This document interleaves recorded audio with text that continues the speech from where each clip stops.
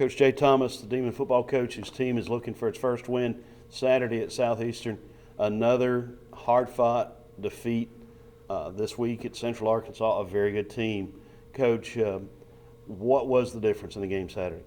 Well, I'll tell you what, first of all, very proud of our guys. You know, to go up there and play that way and really, you know, to have opportunities to come away with a victory at a tough place to get that done in Conway. But very proud of them, very excited about our team still, where we are and the opportunities that we have, which leads into this week, going into Southeastern. But we did a lot of good things. We felt like our offensive line really stepped up and matched up against their defensive line, gave up 0 sacks, gained over 300 yards of offense, 160 yards rushing.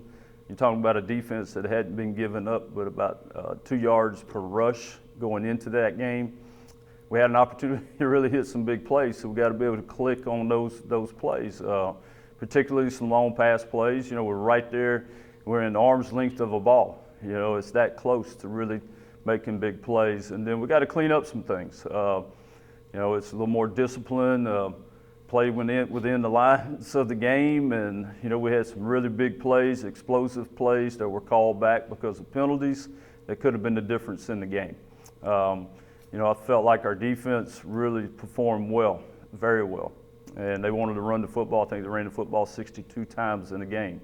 They want to control the game. Felt like that going in after they lost the game the week before, turning it over, throwing it more, that type of stuff. So it was one of those, I mean, the game really went fast. It was like both teams were running the triple option, and, you know, and so the clock was running real quick. Neither team wanted to turn it over, keep it safe, and take their shots when they needed to take it. And so it was a battle within special teams too as well. You know, it felt like our guys played really, really well there. We got to improve on our kickoff returns so we get our field position, you know, and give our offense a little bit better chance there. So we got to do a better job, and we've been doing really good with that area, so we need to clean that up going into this week. Kick coverage wasn't bad, but it wasn't what it was the first couple of weeks, so we'll get that area going too. So the difference in the game was, you know, it was little things. We talked about this last week. We talked about it the week before, and it's still there. And, you know, once we take care of some of those things, then you see the productivity of the offense coming around. You know, the defense making a few more turnovers. It's just the alertness. You know, the ball hitting the ground. We had a couple opportunities. They muffed the punt. You know, just got to be there in the right spot and be ready to make those plays. Anticipation, I guess, is what you want to call it. We got to anticipate better that things could happen and not be a step behind in order to make those plays. So that's what I mean about having a little more awareness, being alert a little bit more, those type of things. After the game, Coach Steve Campbell at UCA said this Demon team was significantly better than the one he saw last year. What does hearing that mean to you? Well, great respect for Steve Campbell and the job he's done. Oh, not just at UCA, just his entire career. You know, it's you know, he's been very successful everywhere he's been. He and I have been close friends for a long time. Never liked getting beat by a friend, I can tell you. It's just and hadn't beat him since we've been here. Gets to me a little bit, but it does mean a lot to me. It'll mean a lot to our, you know, our staff that you know, had a lot of kind words to say about us, and we've really improved in a lot of areas, you know, across the board. We hadn't seen it pay off yet, but we're counting on that to pay off here coming up real soon. And we just got to continue to believe, continue to work towards our goals. The goals are still out there for us. You know, we got to just go. This is a big game for us this weekend, and got to go to Hammond's, tough place to play, just like anywhere we go. But go and get this one done, and then we got an open date and heal up a little bit, and then get ready for the next stretch. So it's a big game to put us back in the race. All right, it's a Southeastern team that's coming off an open date while you will have played for three straight weeks. I guess you can argue that both ways. Yeah, you know, here's the thing with South. Yeah, they've had an open date. You don't know what they're going to change, which, you know, seemed like we were always talking about this every football season in the beginning. You know, it's just our good fortune that somebody has an open date before we play them. And which kind of figured, UCA would change their MO, and after losing the game, they did.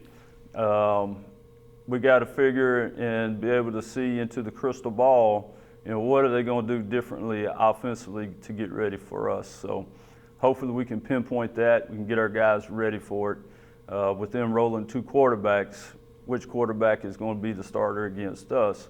So getting that figured out, and then pinpointing their defense too. Their defense is always giving us fits because they're highly multiple, a little bit all over the place, where they come from and that type of stuff. So honing in on that in a short week, and they've had a couple weeks to prepare for us.